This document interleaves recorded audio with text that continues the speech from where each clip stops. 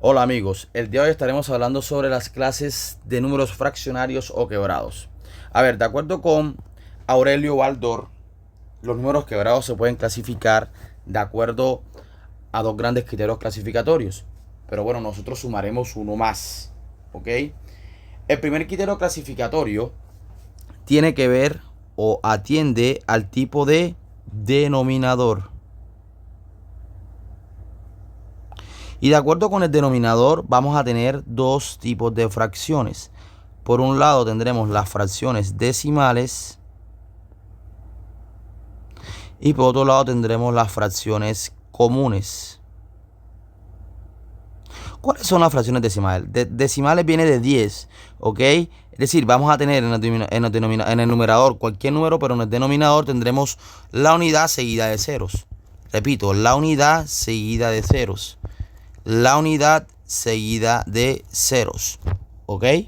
Prácticamente potencias de 10, 10 a la 1, 10 a la 2, 10 a la 3, ¿ok? Etcétera, etcétera, etcétera, ¿ok? Ahora bien, las fracciones comunes son todo lo contrario. Tendremos en el denominador cualquier tipo, repito, cualquier tipo de número, excepto un 1 seguido de un 0 o de varios ceros. Por ejemplo, 4 séptimos. Otro ejemplo puede ser 7 octavos. Otro ejemplo puede decir 3 veinteavos. Otro ejemplo puede ser 100 tercios, etcétera, etcétera, etcétera. ¿Ok? Ahora bien, eso en cuanto a las fracciones, ¿ok? Decimales y comunes. Ahora, vamos con el segundo criterio clasificatorio.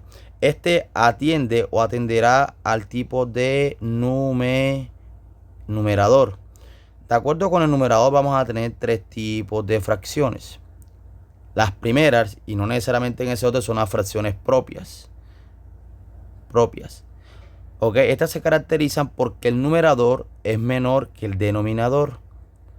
El numerador es menor que el denominador. El numerador es menor que el denominador. Ahora bien, ¿por qué se dice que son menores a la unidad? ¿Por qué se dice que estas fracciones son menores a la unidad? A ver, veámoslo de la siguiente manera. Supongamos que tenemos esta fracción, 3 cuartos. Esta fracción 3 cuartos. Vamos a crearnos una gráfica por aquí, por ejemplo, una gráfica. ¿Ok? Una gráfica, supongamos que tenemos, yo qué sé, una barra. Le hacemos 3 cortes, sacamos 4 pedazos iguales y tomamos 3. ¿Ok? Noten que la unidad la he dividido en 4 partes iguales y solo he tomado 3. Solo he tomado 3. Por lo tanto, tiene todo el sentido del mundo que sea menor a la unidad porque no estoy llegando a la unidad completa. Es decir, solo estoy tomando 3 de las 4 partes iguales que tiene la unidad. En este caso, solamente tomaré 4 de 7. En este caso, solamente tomaré 2 de 3. Y en este caso, tomaré solamente 40 de 100. O si lo quieren ver, 4 de 10. ¿Ok? No estamos llegando, repito, como no estamos tomando todas las partes, ¿ok? En las que dividimos la unidad principal, siempre obtendremos fracciones menores a la unidad. 0,1, 0,25, ¿ok? Ejemplos como esos. Bueno, eso a manera de ejemplo, ¿ok? Para que vean ustedes, muchachos, cómo se pueden analizar estas cosas, ¿ok? Ahora bien, vamos a las fracciones iguales a la unidad. Iguales a la unidad. En este caso, sí voy a estar tomando todas las partes en las que di la unidad. Y por lo tanto, y tiene todo el sentido del mundo, en estos casos sí voy a obtener la unidad completa. ¿Por qué? Porque estoy tomando, por ejemplo, en este caso, de las 4 en las que dividí, estoy tomando justo todas las 4. Es decir, tomo toda la unidad. En este caso, de las 3 en las que divido la unidad, tomo exactamente 3. En este caso, de las 7 en las que divido la unidad, tomo exactamente 7. Las tomo todas. Entonces, como estoy tomando todas las unidades, ¿ok? Iguales, de las partes en las que divide la unidad, tiene todo el sentido del mundo que sea igual a la unidad. Bueno, y luego tenemos finalmente las impropias. Las impropias, ok, son aquellas que siempre nos va a arrojar un número mayor a la unidad. Veamos por qué. Supongamos que tenemos 7 tercios. Ok, ¿qué pasa con este 7 tercios? Hombre, que la unidad que tiene 3 tercios no me basta. Aquí tengo un tercio, otro tercio, otro tercio. Tengo 3 tercios. Ok, y yo necesito 7. Como necesito 7 tercios, necesitaré por lo menos probar con otra unidad más. Y me sigo quedando corto. Aquí tengo 3 tercios más. Llevo 6 tercios. Para llegar a los 7 tercios necesitaré tomar 3 unidades y de la última unidad un tercio. ¿Ok? Entonces, muchachos, por eso se dice que estas siempre van a ser mayores a la unidad. ¿Por qué? Porque con una unidad no me basta. No me basta. Por ejemplo, en esta 20 cuartos.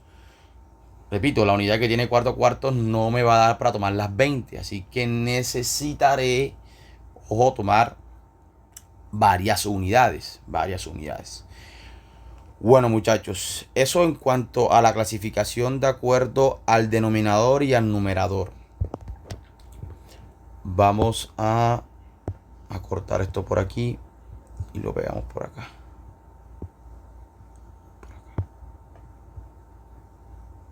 Ok. Vamos ahora con la clasificación de acuerdo al cociente que nos pueda arrojar. De acuerdo al cociente que nos pueda arrojar. De acuerdo al cociente. Ahora, pero profe, ¿qué significa cociente? Etimológicamente la palabra cociente significa cuántas veces. A ver, por ejemplo, cuando tú divides 16 entre 8, cierto que nos da 2 y nos sobra 0. ¿Por qué? ¿Por qué 2 es el cociente? Porque es el número de veces que tengo que restar el 8 del 16. ¿Ok? O ese número de veces que está contenido el 8 en el 16. O ese número de veces que el 16 contiene al 8.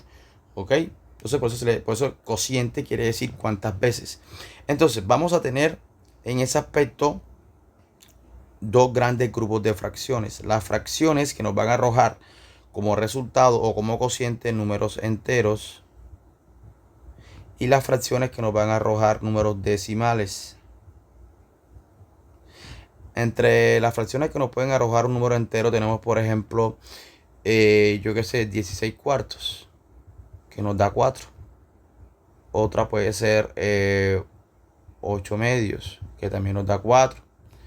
Vamos a poner aquí, por ejemplo, 20 décimos, que nos da 2. ¿Ok?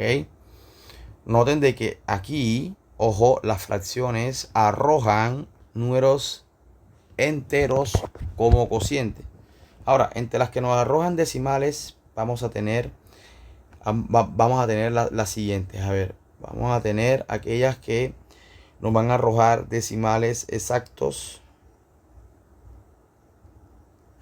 y aquellas que nos van a arrojar decimales inexactos.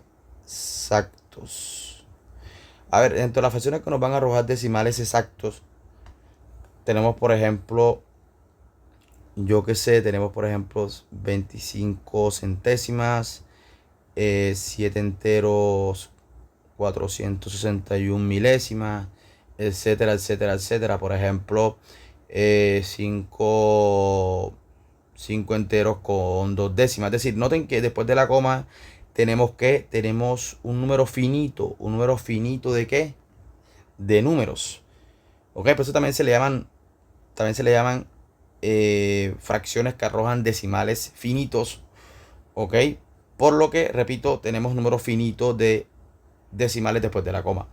Ahora bien, dentro de los números quebrados que nos arrojan como cocientes decimales inexactos, vamos a tener 3 tipos.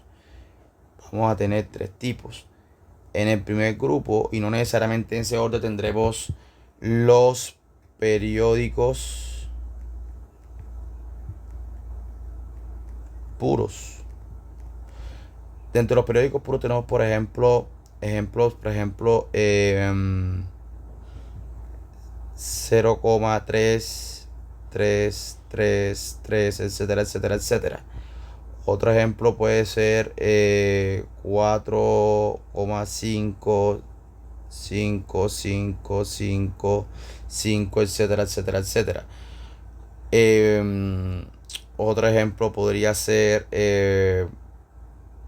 otro ejemplo podría ser 36 enteros, 46, 46, 46, etcétera, etcétera, etcétera. ¿Ok? Ahora, ¿cómo podemos escribir de manera sucinta estos números? Bueno, de acuerdo con la literatura, podríamos fácilmente escribir este número como 0, colocamos el 3 y le colocamos un periodo arriba para indicar de que ese es el número que se va a repetir periódicamente. Por eso se le llama periódicos puros. ¿Ok? Ahora bien, por ejemplo, lo podemos escribir como 4 enteros y le colocamos el 5 acá y diríamos 4 enteros, 5 periódicos. Y por ejemplo, podríamos escribir como 36 enteros, 46 periódicos. ¿Ok? ¿Por qué? Porque el 46 es el que se repite periódicamente. Ahora, luego tenemos los periódicos mixtos. Dentro de los periódicos mixtos tenemos, por ejemplo, estos casos. Por ejemplo, 465,3 y luego podríamos tener el periodo 2, 2, 2, 2, 2, ¿ok? Fíjense acá, fíjense que tenemos, ojo, el entero, ¿ok? Tenemos un número que está antes del periodo y luego tenemos el que se repite periódicamente, ¿ok? A este numerito que está antes de que se repite periódicamente, que es el que marca la diferencia con los periódicos puros, se le llama anteperiodo. Y esto lo podemos escribir de la siguiente manera. Por ejemplo, 465,32. Y al 2, como es el que se repite periódicamente, hace es el que le colocamos el gorrito, es decir, el periodo. Por ejemplo, otro caso puede ser 3,6 y luego vendría 363, 363, ok, etcétera, etcétera, etcétera. Entonces, ¿qué tenemos aquí? Que esto lo podemos escribir de la siguiente forma: 3 enteros, colocamos el 6 y al 363 es el que le vamos a colocar el periodo. ¿Por qué? Porque es la parte del número que se repite periódicamente. Y lo de mixto viene, ¿por qué? Porque tiene un anteperiodo, un anteperiodo, un anteperiodo. En todos los casos. Noten que en este caso el anteperiodo es el 3. Y acá, por ejemplo, el anteperiodo es el 6. ¿Ok? Bueno. Y por último tenemos los no periódicos. En los no periódicos tenemos, por ejemplo, el número pi. ¿Ok? Que por más que tú lo intentes escribir, no vas a parar. O sea, tiene muchos decimales y no hay un patrón. Es decir, no hay un número que se repite periódicamente. O por lo menos aún no lo han encontrado. ¿Ok? Bueno, muchachos, esto en cuanto a la clasificación de los números fraccionarios o quebrados. ¿Ok? Ahora bien, como para finalizar y dar una estocada final, o como se decía el postre, te voy a enseñar a cómo puedes leer ciertos decimales. Lo más usual es que te encuentres números decimales de hasta, por ejemplo, 4 dígitos después de la coma. Por ejemplo, estás trabajando en estadística en las tablas de la distribución normal, por lo general te encuentras con 4 dígitos después de la coma. Entonces, por ejemplo, será bueno que aprendieras a leer eso. Suponte que tenemos, por ejemplo, el 7, por ejemplo, el 7. Y luego tenemos un 2, luego tenemos un 2 y luego un 3 y luego un 4. Vamos a leerlo de la siguiente manera. El primer numerito, vamos a nombrarlo así: 7 enteros. 7 enteros. El segundo, el segundo, o el que ocupa el segundo lugar, van a ser los décimos. El tercero, los centésimos. Y el cuarto, los milésimos. Después de ahí se repite otra vez décimos, centésimos, pero se le agrega el milésimo, porque fue el último que se mencionó.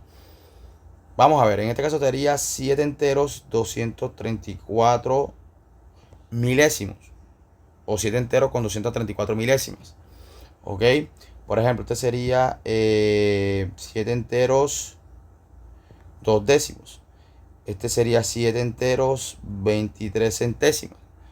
¿Ok? Ya si pasa de ahí, por ejemplo, como mencionamos ahorita, 7 enteros 2344.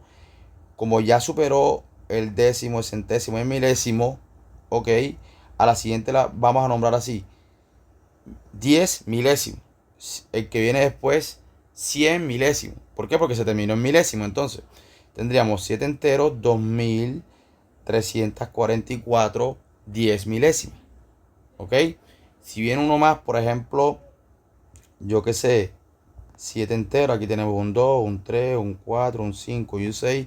Sería así: 7 enteros, 23.456, 100 milésimas.